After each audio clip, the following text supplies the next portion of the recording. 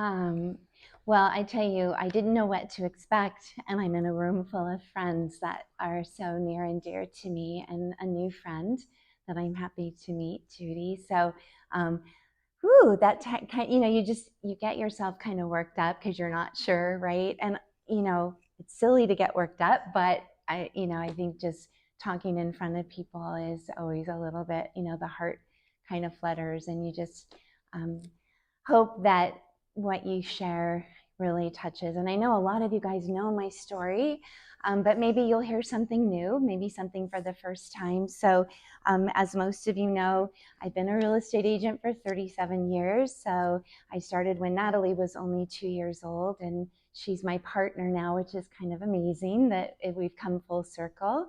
And there's the next generation going to take over when I do the R word, retire, if that ever happens. We have a blended family. We are so blessed. We have 8 children and currently 24 grandkids, with the possibility of having 2 more this year. We're not announcing yet, I guess, but I guess I just did. Anyway, it's the secret safe with us, right? So we'll have 26. So, in our immediate family, including my husband and I, there's 44. So it is pretty insane. And this beautiful lady, I have to talk about a recent photo shoot that I did with Rachel that I had wanted to do, and she kept encouraging me to do. And my business pictures were probably more than 12 years old. It was time, because I had a feeling that people would see my card and then they'd meet me and they'd go, oh, you know. Yeah. And I would always say, oh yeah, that's an old picture. But something that has happened sometime in my life is I just hated taking my picture. I'm super critical, right? Super critical of myself, and I see every flaw.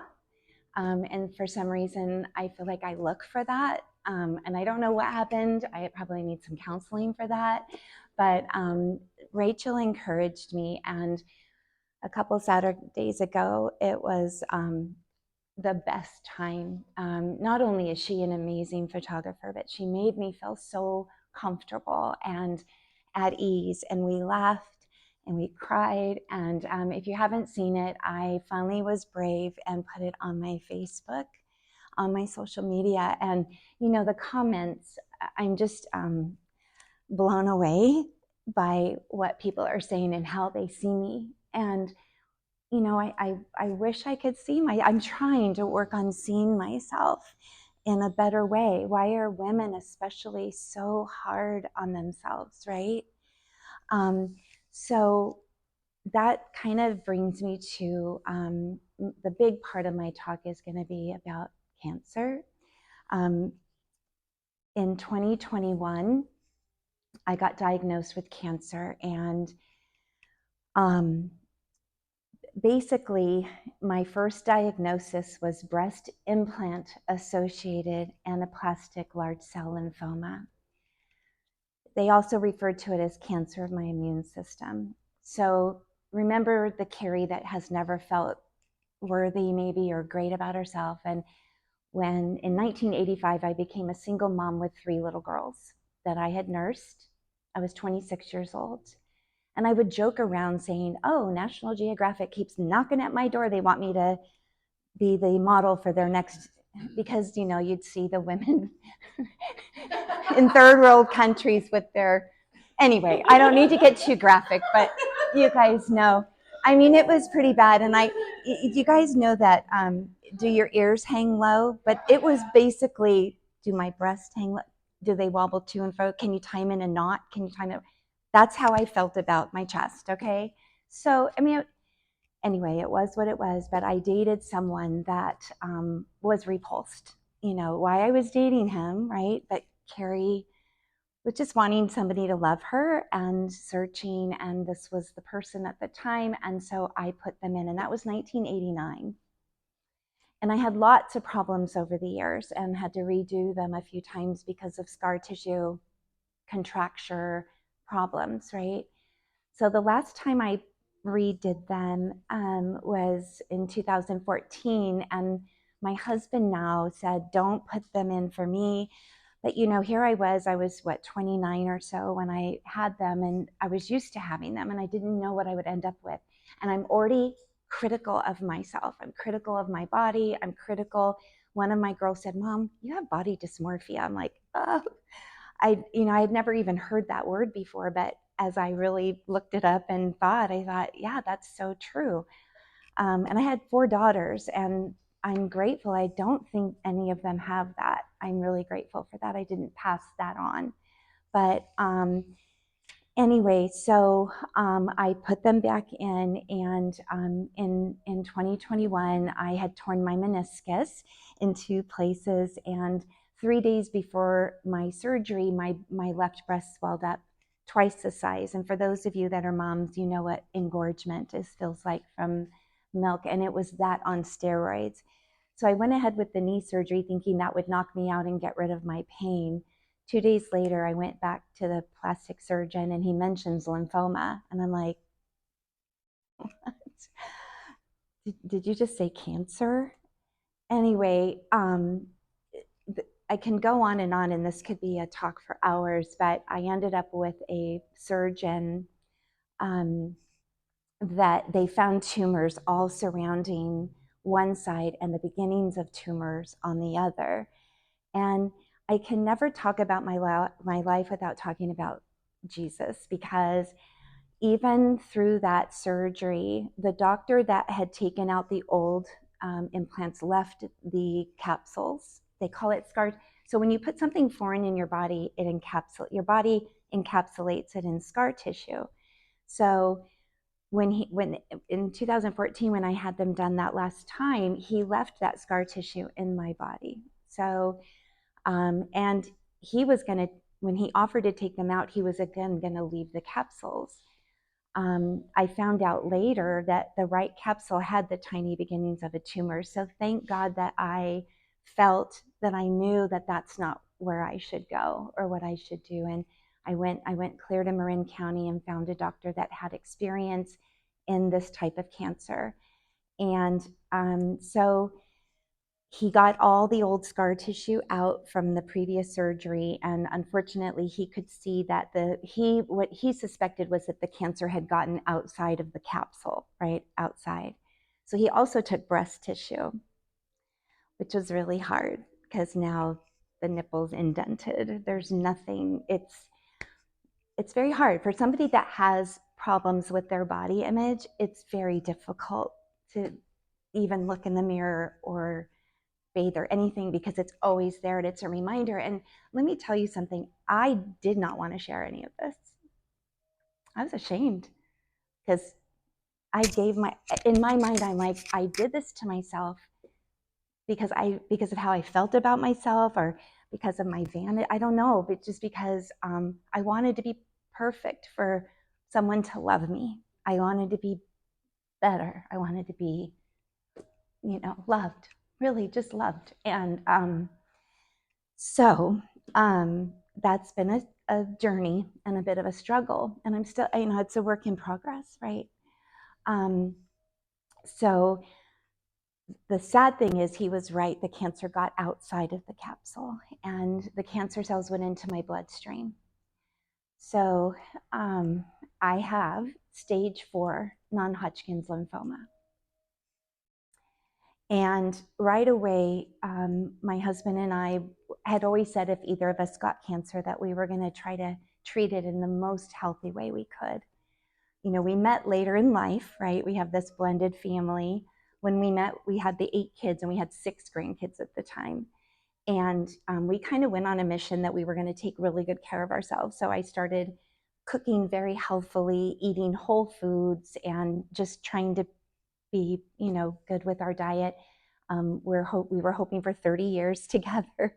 And I said, well, that puts us into our 80s. We need to be healthy. And so this is our lifestyle. So it was quite a shock when the cancer thing even happened. And, I would have friends say, gosh, if you could get cancer, because they knew how well we were taking care of ourselves. But that just goes to show there's no real determining factor when it comes to cancer. And so I ended up going to Nevada to a homeopathic oncologist because I wanted to treat it in a healthy way. And I know a lot of the um, regular chemotherapies are very strong and they harm a lot of the good cells in your body.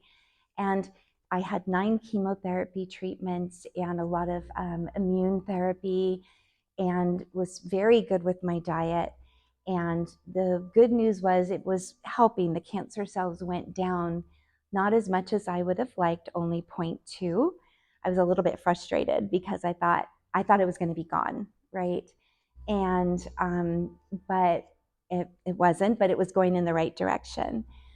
So I kind of just started living life because I didn't want cancer to define me. And it's really interesting because I was just at a bridal shower on Saturday and somebody new and came up to me and said something about cancer. And some lady goes, "You have cancer?" Kind of like that. And I said, "Yeah." And she goes, "Well, you don't look like you're sick." So I thought, okay, well, praise God, because I don't really feel sick either, right? He's really, I feel like, kept me bolstered during this time of really battling. And stage 4 is never a stage you want to hear. And I feel like God really shielded me. I didn't really look up stuff on the internet. I didn't really ever feel like my life was in jeopardy. I feel like that was the Lord just holding me up during that time. I remember sitting in the chemo and there were very sick looking people. And I kept thinking, they're probably wondering why I'm here, because I'm even wondering, and I kept saying, "Lord, are you sure I have cancer?" Like, could they have made a mistake, because I just felt like I didn't belong. But again, I felt like the Lord was just bolstering me. And I worked all during my chemo. I never threw up or got super sick, which I was so grateful for. Lost about 40 to 50% of my hair, but grew back curlier. So another thing I can be grateful for. I think it can be so easy to look at what's going wrong in life, right? Where we just kind of focus on the negatives and, oh, I'm sick. And I think if we have our minds there, I think everything follows that, right? Where I've never felt like I was sick. And so it's not that I'm in denial. I know I have it. But I feel like I've never wanted to give into it. Like I don't want it to take me. I've got more grandkids coming. I have a lot to live for. I feel like God's not done with whatever his purpose was for me. So I'm going to keep doing all the things that I can do, that I have control over. But at the end of the day, none of us is in control. None of us knows. I remember an aunt saying, we don't have a safer when we come into this world, and we don't really have a safer when we leave. So in the meantime, embracing and being grateful for every day, I think is where I've been trying to be at, but I'm also human. So I have those days where if I really start focusing on, that. In January, I got the news that my cancer cells have gone higher than they were when I started. And that was very devastating. And I cried and felt like, really like, but again, what do, right? You just have to stay as positive as possible. And I've been trying some other modalities. I do not want to do more chemo. I'm really going to stick with that for now. My husband, who just wants me to live, wants me to consider it if it becomes my only option. But right now, I'm just going to try to do these other things. And so that's kind of the cancer story. And, because Marty and I have tried to be healthy, I've learned so much about food and things like that, even down to, I don't know if you guys read labels. Reading labels is so important. And, I have all these grandkids, and I was reading a fishy cracker label, and it said bioengineered food. And I thought, bioengineered? That doesn't sound good. So I just encourage you guys, read labels, because I think what we're putting in our mouths really matters, right? Was it Socrates that said, "Let medicine be thy food and food be thy medicine"? I think that eating whole foods, clean as possible, is really important for health. And I think that's what's helped kind of bolster me. and helped me not feel, as sick. And so that's been good. There's a app on my phone. I thought it was Yuka, but I think it's Yucca. Have you guys heard of it? It's an app, and you can scan barcodes. And I'm always so shocked to read that it has hazardous chemicals, and it says it's banned in Europe, but our country's okay with that. Like, I'm not trying to scare anybody, but I think that we just have to be aware. That's all. Just have an awareness of what you're putting on your body and in your body, really for health. So, what I named my talk was, when you get lemons, you make, and I did the lemon meringue tarts, and I called the lemon meringue pie because of my mom and my grandmother. So when I grew up, everything was homemade. So here's mom and grandma. And this is a cookbook I did after I sold my cafe, and so it has the lemon meringue pie in there. Mom made it for my cafe. It was one of my customers' favorite desserts until she got sick and couldn't do it anymore. So that's, I said lemon meringue pie instead of lemonade. I'm not a big lemonade drinker, but it just reminded me of my mother and my grandmother and that whole family foundation, that I had growing up. And so there was a scripture that really, I feel like I read this every day just to remind myself of, when I talk about the body image. And, the chemo, all of a sudden I couldn't hear out of my left ear. And I'm like, I thought, well, it must be full of wax or something. And so I go to the ENT. So he's thinking it was from the chemo, but my tube, eustacia tube, something collapsed right in the left. So I have a tube in my ear, which I would never recommend putting a tube in your ear without being knocked out. Just FYI, if they ever want to do it in an office, say no. I never screamed harder in my life. But when I went for my checkup, he says, hey, come on. And by the way, he knew my cancer story, right? It was right in the throes of chemo. So it came up, well, why do you have chemo? So I told him. So at this follow-up appointment, he's an ENT on one side, and on the other side, they do Juvederm, Botox, all the things, right? So he takes me over there, and he said, well, you're a pretty woman, but, right? And he said, the jowls, and he goes, this and that, and he starts telling me, and I was seriously looking, like, I was like speechless. I'm thinking, right? I'm like, okay, copy, you just heard me tell you that I put something foreign in my body. My body doesn't like foreign things. That's what that tells me. I cannot put anything. Juvederm, I think, is an implant. I don't even know. I just looked at him and I almost had tears in my eyes. And I said, I can't, I'm no, just no, and I just, I look at my grandma and my mom, who had never had cosmetic surgery. My grandmother in this picture is in her 80s, and my mom is, in her mid to late 60s. I mean, they are beautiful to me. And so I'm thinking, I'm going to follow their lead, right? They didn't do any of those things, but it's crazy. I feel like there's so much pressure on us to be perfect, right? So let me read this scripture. It's Psalm 139, and it's verses 13 to 16. You made all the delicate inner parts of my body and knit me together in my mother's womb. Thank you for making me so complex. Your workmanship is marvelous. How well I know it. Wow. You watched me as I was being formed in utter seclusion and as I was woven together in the dark of the womb. You saw me before I was born. Every day of my life was recorded in your book. And there's so much comfort to me in that. He made us beautiful, and it's just sad that I feel like we are so pressured, by society and people, and to be a certain way. And I just want to encourage all of you, and I'm a work in progress, trust me. I'm not telling, when I'm talking to you, I'm talking to myself too, just love who you are, love where you're at, embrace. I went to the dermatologist. You'll love this one. So then he starts telling, there's like these new little moles that are kind of rough, I'm getting them all over the place. And he said, oh, there's something keratosis or something. Anyway, barnacles. He called them barnacles. Okay. Yeah.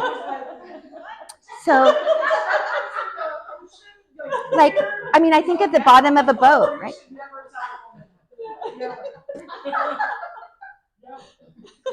So it happens. So for you youngsters, barnacles are coming.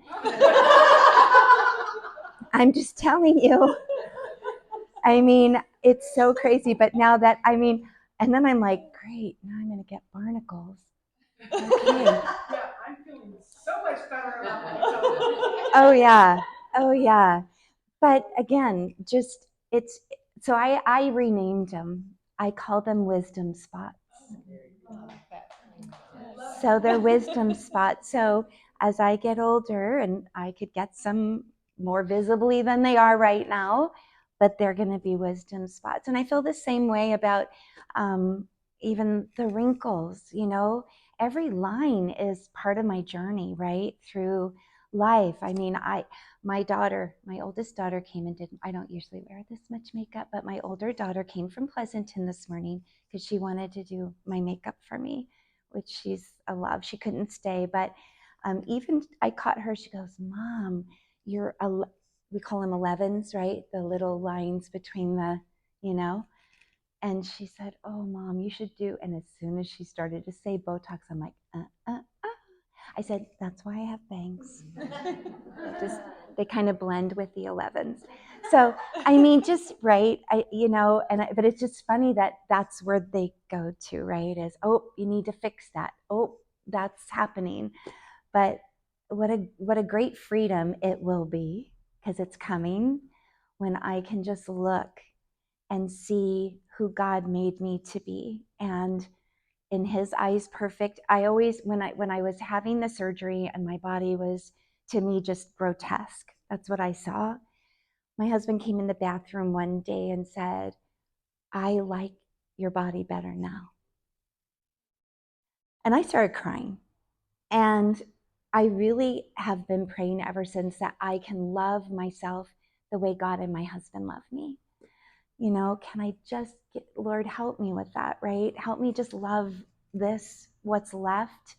And if I look at all the things that have happened in my life, guys, like I said, this talk could be, I had years of being a single mom. I'm married to my third husband. Lots of life has happened. And I was telling Natalie, I said, I had this vision for my talk. And this is what, here I am. And this was courtesy of my son-in-law, Jared, because I can't draw. See, he even got my curly hair. He got my curly hair. So we kind of feel like life should just be, right? Just pretty easy going, up a straight line here to heaven, let's just say. Well, here's Kerry's life with all the twists and turns, right? And the lemons along the way. Another thing I want to say about the lemon part is my lemons are my trials, right? And there's been a lot, so many. Some of them I remember vividly. Some of are just a distant memory now. But I want to encourage you through your trials to talk about them, share them, because you never know when you're going to share something that's really going to help someone or impact someone. I've learned that through this. Carrie Sweet does the magazine, and some of you might have seen it.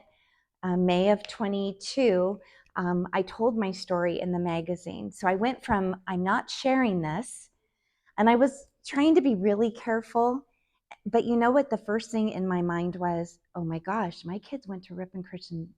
Those parents are going to see this, right? I'm going to get judged, right? The town where I sell real estate is going to know that I did this.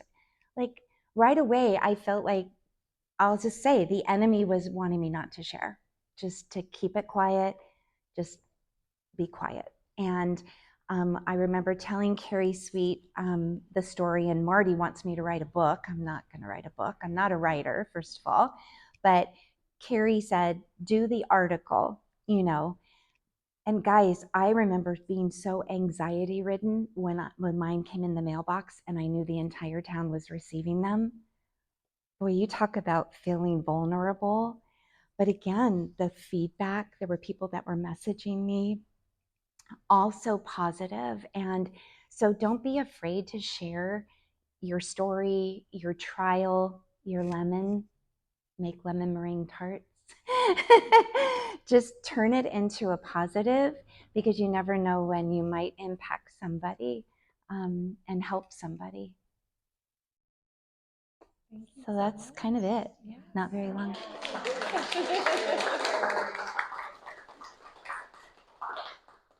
I have one question. So when you had to like start your health journey of eating healthier, how did you begin to like know where to begin with all of that?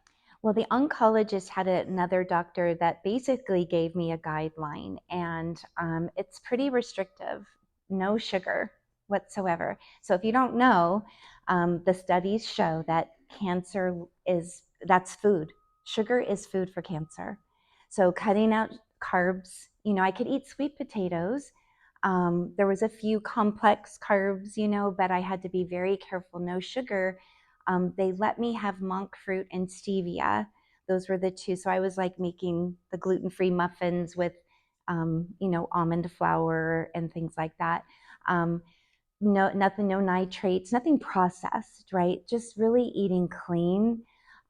Grass-fed beef is preferred because when they're not grass-fed, they might have corn or oat or something, when that they're fed hay. I don't know. Anyway, so that's what they were doing. No ham, no bacon, those kind of things. And so I did that. But I was a little bit frustrated, you guys, because I did that perfectly.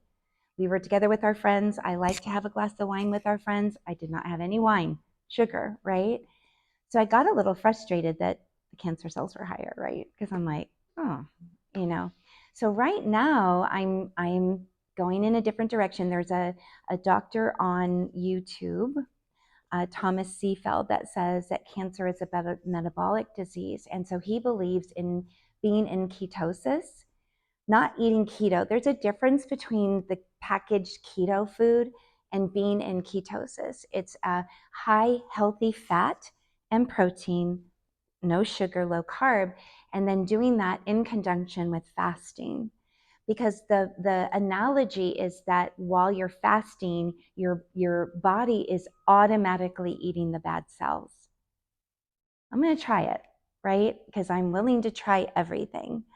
So, but really just learning I mostly shop on the outskirts of the grocery store. I very, very rarely go into the center, because that's where you start getting into all the processed. So it's, oh, I have one more thing I have to tell you guys. I learned this the hard way. So, we eat organic vegetables. We try to buy organic. Well, the doctor found parasites, and I'm like, where am I getting parasites? She asked me if I had been to Mexico. I'm like, nope, I haven't been to Mexico. And so she said, well, this particular parasite is known to be in Mexico. And I realized that some of the organic vegetables I was buying from Mexico. So look at, again, who knew, right? So now I have to do a parasite cleanse, right? But who knew? So I'm reading USDA organic, right? So I learned, yeah, it's helpful, right? The other reason they think my cancer cells have gotten higher is they actually did a blood test, and I tested with some molds. I tested positive for several molds, right? Well, I don't think my house is moldy, although they want me to do a test at my house. But remember I told you that the other doctor left the old scar tissue in? Now there's a lot of studies that these implants, the capsules, have a high incidence of mold. So It's sitting in your body. It's gonna get moldy. So mold can lead to fungus. There's another Dr. Simoncini that says cancer is a fungus. Guys, I mean, there's so much information, and it honestly can be overwhelming. So I'm just trying to take it a step at a time, but we are eating pretty clean, and nothing processed for sure, and nothing from Mexico. Well, yeah, and that's the other thing. Anything in the US is probably the safest, even if it's not. Yeah. Because in Mexico they can spray whatever for your other regulations. So Sue, and that's such a good point because it says organic, but it isn't necessarily, is what you're saying, and that's true. We don't. I know, right? For sure. That's the only thing is you're paying a lot more for it. Pay more and you're not always Right. Yeah. Good to grow a garden and have full control. Grow a garden. Yeah, yeah. Oh, right. I mean, the farmers markets. Yeah, that's a good point. They are. Yeah, the farmers markets are good, or the fruit stands when the farmers market's not available. Definitely. Yes. That's a huge thing. People want strawberries in the middle. There's only one place they're coming from. Maybe Arizona, but yeah, that's so true. Eating in season. Yeah, so hopefully it's the fungus that my cancer cells are up. So we're just going to get rid of all that and the number will come down and Kerry will be here for a long while yet. I got a lot of grandbabies. I want to be around to watch them grow. Too many. It is too many. I mean, I don't want to sound ungrateful. I'm so grateful, you guys. I came from a big family and I love having a big family. But the part that I'm sad about is I see people with just 5 to 7. I think that's such a good number. But they're able to spend so much time with them, and I'm spread, right? That's the only part I like. I was telling my husband because he was thinking I should open another cafe. My husband is always giving me, oh, Kerry, maybe you should do, and I'm like looking at him. I said, okay, well, your first full-time job. I do full-time work with real estate, and I have 20 grandkids living in town. I've got and then I have friends I'd like to see on occasion, I mean, so I already feel like I have 5 full-time jobs. I'm just saying. So, and there's just not enough time in a day to really invest in each child, but I do my best. I do my best to just invest when I can. And we've already told the kids, don't expect us at every single game. It's just physically impossible, but we're going to do our best. We're going to get to the ones we can get to. So, and I think the grandkids appreciate when we're there. So. I love how Marty believes. Oh my goodness. I told him, I said, honey, this year marks 20 years that I opened that cafe. 20 years ago. I was 45. I said, honey, I'm 65. Like, I should be thinking retirement, right? I mean, I'm on Medicare now. To me, Medicare means retirement. I don't know, it doesn't really, but I'm just saying, but instead he's thinking of these other things. But Kerry, you have so much to offer. I'm like, yeah. And I'll offer it to my family and my friends. Anybody else have any questions? No? Well, thank you for being here to support me, you guys. It means the world to me. I love you all. Oh, the YUKA, and it has a little carrot on it. And so you can literally scan the barcode. I was at Costco, and I think they thought I worked there. They kept coming up to me because they heard the scanning. And so just be aware that you might be asked where something is. And I knew where it was, so I told them, but I think they thought I was an employee. But it was it's really controlled a lot of what we're even putting on our skin, you guys. We're putting, Yeah, I introduced it. I've had a couple people that aren't happy that I introduced that. I have a love-hate relationship with it. Yeah. One person said, Kerry, I threw away hundreds of dollars worth. And I said, well, I didn't. I mean, you should have used it up. At this point, you've been using it. So use it up and then just going forward, be a little bit wiser. But anyway.